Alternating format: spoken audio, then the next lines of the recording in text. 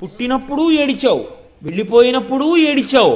నిన్ను తలుచుకుని ఏడిచే రోజంటూ ఉంటే మీరు చూడండి, లోకంలో అన్నిటి కోసము ఏడిచి ఏడిచి ఏడిచి ఏడిచి బతికిన వాడి కోసం ఏడిచే వాళ్ళు 5-6 రోజులే ఉంటారు.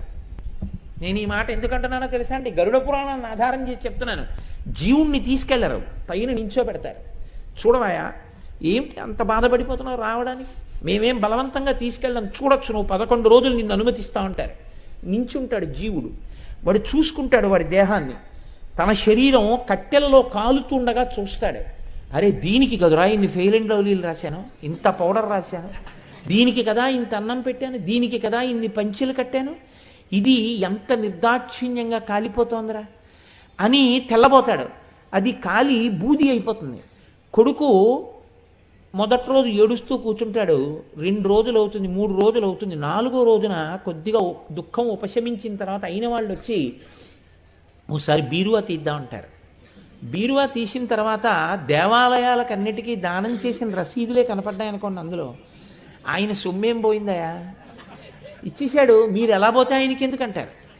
చాలా నిర్దాక్షిణ్యంగా ఉంటుందండి. మీకు తెలియని విషయాలు కావు. ఎంత అదృష్టవంతుడివయ్యా, అటువంటి వాడికి కొడుకువయ్యావు అనేవాడు ఉండడు లోకంలో. మీరు ఎంత చెయ్యండి, ఎంత ఇవ్వండి, ఇంకా ఇవ్వలేదని ఏడిచేవాళ్ళే ఉంటారు దేహబంధువులు. ఇటువంటి తండ్రికి నేను కొడుకుననేవాడు ఎక్కడో ఉంటాడు. 11 రూపాయలతో గోదానం చేసేవాడే కానీ నిజంగా ఆవును తెచ్చి దానం చేసేవాళ్ళే లేరు. 9 రోజులు అవుతుంది, 10 రోజులు అవుతుంది. వీడంటాడు, నేను ఎన్ని కుటుంబాలు చూశానో. కర్త ఉప్పు కారాలు బాగా తక్కువగా ఉన్నటువంటి పదార్థాన్ని తిని తల్లిదండ్రుల యొక్క యశస్సుని స్మరణ చెయ్యాలి. 4 రోజులు అయిపోగానే అంటారు, అబ్బా ఎన్నాళ్ళు ఈ దిక్కుమాల గోళ తినలేక చేస్తున్నాం, పర్వాలేదు, ఏం పర్వాలేదు, కాస్త సాంబార్ పెడుతూ అంటాడు.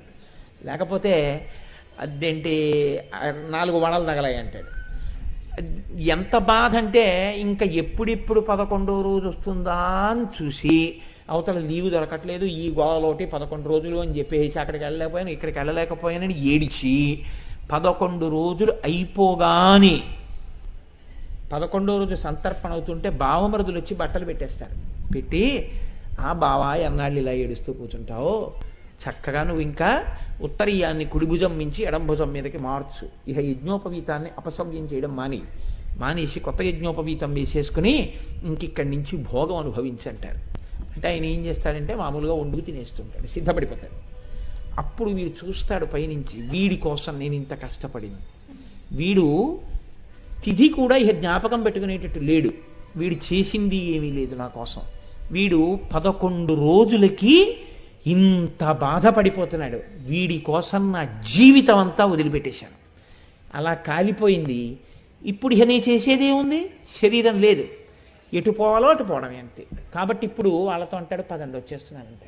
ఇంకెందుకు నమ్ముకుని అక్కడ ఏం చేస్తాను, వాడు సినిమాకి వెళ్ళిపోతాడు, షికారుకి వెళ్ళిపోతాడు, ఇంకెందుకు అక్కడ, ఇప్పుడు పోతానంటాడు. ఇది లోకానికి ఉండేటటువంటి లక్షణం.